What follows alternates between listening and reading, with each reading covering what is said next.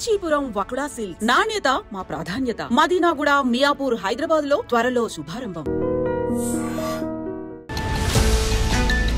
Big breaking అంటోంది. SLBC టన్నెల్లో చిక్కుకున్న 8 మంది కోసం గాలింపు చర్యలు ఇంకా కూడా కొనసాగుతున్న నేపథ్యంలో కాసేపటి క్రితమే ఒక ఇన్ఫర్మేషన్ అందింది. అదే ఈ రెస్క్యూ టీం ఏదైతే 8 మంది కోసం గాలిస్తూ ఉందో ఆ గాలింపు చర్యల్లో భాగంగా రెస్క్యూ టీం కొన్ని మృతదేహాల్ని గుర్తించినట్టుగా మనకున్నటువంటి సమాచారం. ఆ డెడ్ బాడీలను మార్క్ చేసింది రెస్క్యూ టీం.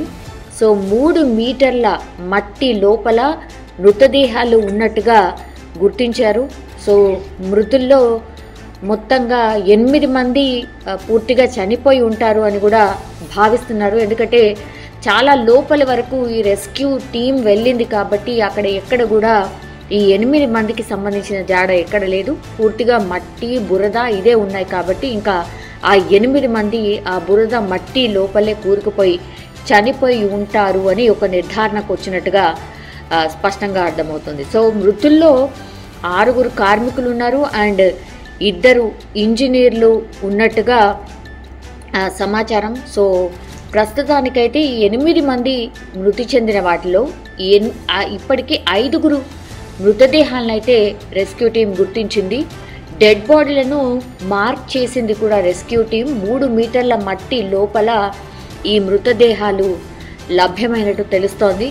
సో ఈ మృతుల్లో మాత్రం 6 కార్మికులు ఉన్నారు, 2 ఇంజనీర్లు అయితే ఉన్నారు.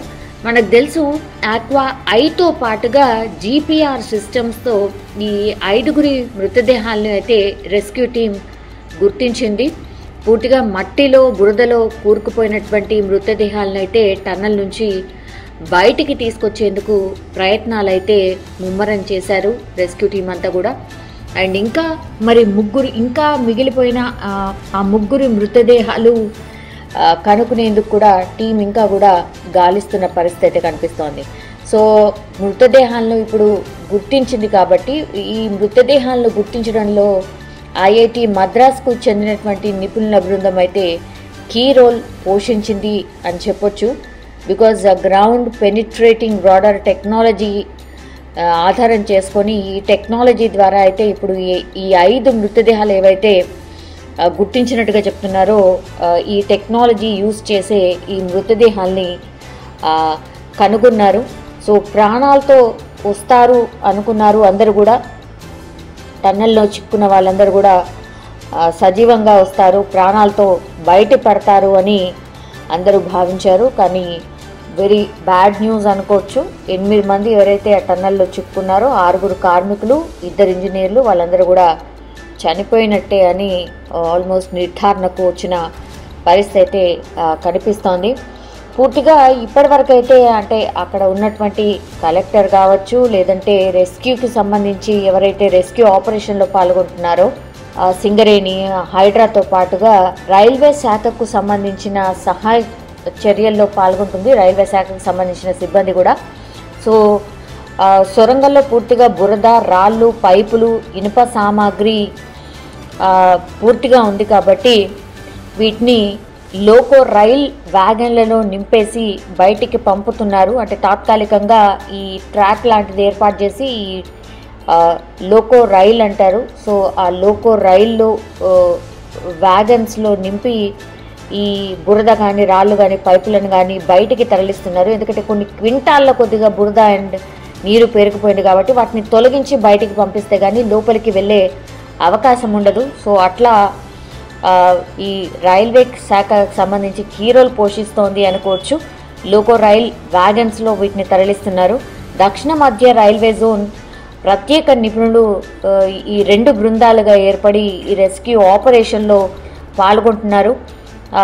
ఇప్పటికే ఘటనా స్థలానికి చేరుకొని వాళ్ళ వర్క్ని స్టార్ట్ చేసిన పరిస్థితి కనిపిస్తోంది. ప్లాస్మా కటర్ అనుకోండి, బ్రోకో కటింగ్ మెషిన్ అనుకోండి, ఏ టెక్నాలజీ యూజ్ చేస్తే ఎంత త్వరగా ఈ రెస్క్యూ ఆపరేషన్ని ఫినిష్ చేస్తాము అనేసి నిపుణులందరూ కూర్చొని అన్ని మార్గాల్ని వెతికి పూర్తిగా ఈ టెక్నాలజీస్ అన్నీ యూజ్ చేసి లోపల వరకు వెళ్ళి ఇప్పటికైతే 5 మృతదేహాలను అయితే గుర్తించారు. ఇంకా 3 జాడ కోసం ఇంకా రెస్క్యూ ఆపరేషన్ అయితే కొనసాగుతోంది. కానీ ఈ 5 మృతదేహాలు ఏవైతే ఉన్నాయో 3 మీటర్ల మట్టి లోపల, బురద లోపల పేరుకుపోయినాయి, అంటే కింద ఉండిపోయినాయి. సో మట్టిని తొలగించి చాలా జాగ్రత్తగా ఈ మృతదేహాలని కూడా బయటకి తీయాల్సి ఉంటుంది. ఈ దొరికిన మృతదేహాలే కాదు, ఇంకా 3 కోసం కూడా పూర్తిగా గాలిస్తున్న సిచ్యువేషన్ అయితే కనిపిస్తోంది.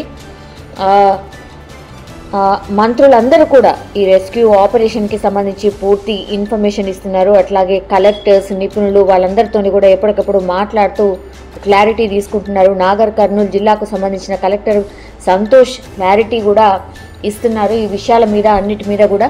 So wrong propaganda, wrong news అయితే స్ప్రెడ్ చేయొద్దు దయచేసి అని కూడా ఆయన రిక్వెస్ట్ చేస్తున్నారు పదే. ఈ ఎస్ఎల్బీసీకి సంబంధించి టన్నెల్లో ఎప్పుడైతే ఇన్సిడెంట్ జరిగిందో అప్పటి నుంచి కూడా అధికారులు అండ్ ప్రభుత్వం, ఆ తర్వాత మినిస్టర్స్ అందరూ కూడా పూర్తిగా అక్కడే ఉండి పర్యవేక్షణ చేస్తున్నారు. రెస్క్యూ ఆపరేషన్కి సంబంధించి పూర్తి ఇన్ఫర్మేషన్ తీసుకుంటున్న పరిస్థితి కనిపిస్తోంది. కానీ ఇప్పుడు మనకంతున్న సమాచారం ప్రకారం అయితే 5 మృతదేహాలను అయితే 3 మీటర్ల లోతులో బురదలో కూరుకుపోయిన మృతదేహాలను అయితే గుర్తించారు. అధునాతన టెక్నాలజీని యూజ్ చేసి ఇంకా కూడా మిగతా మృతదేహాల కోసం కూడా గాలింపు చర్యలు ముమ్మరం చేశారు. సో ఈ యూజ్ చేస్తున్నటువంటి టెక్నాలజీ ఏదైతే ఉందో అది పూర్తిగా అంటే అధునాతనమైన టెక్నాలజీ అనుకోవచ్చు. ఎందుకంటే జీపీఆర్ సిస్టమ్ ద్వారా వీటిని కనుక్కుంటున్నారు. Ground penetrating radar technology. So ఈ టెక్నాలజీ ద్వారా మృతదేహాలను అయితే గుర్తించడం జరిగింది. ఇంకా మిగతా మృతదేహాల కోసం అయితే గాలింపు చర్యలు చేపడుతున్న సిచ్యువేషన్ అయితే కనిపిస్తోంది. బట్ 8 మంది ఎవరైతే చిక్కున్నారో వాళ్ళందరూ కూడా పూర్తిగా సమాధి అయిపోయారు, సజీవ సమాధి అయిపోయారు ఎస్ఎల్బీసీలో అని చెప్పొచ్చు.